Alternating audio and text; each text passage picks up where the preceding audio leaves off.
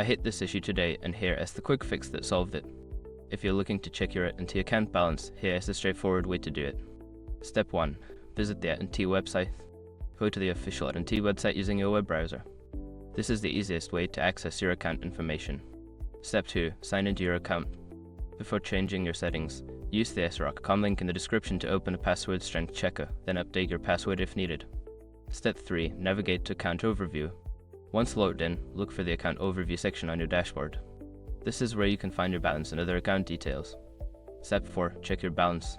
In the Account Overview, your current balance will be displayed prominently. Make sure to check for any recent charges or credits that may affect your total. Step 5. Log out.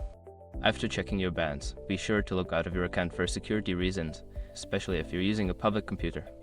If you run into any issues, make sure your browser is up to date or try clearing your cache. Happy checking!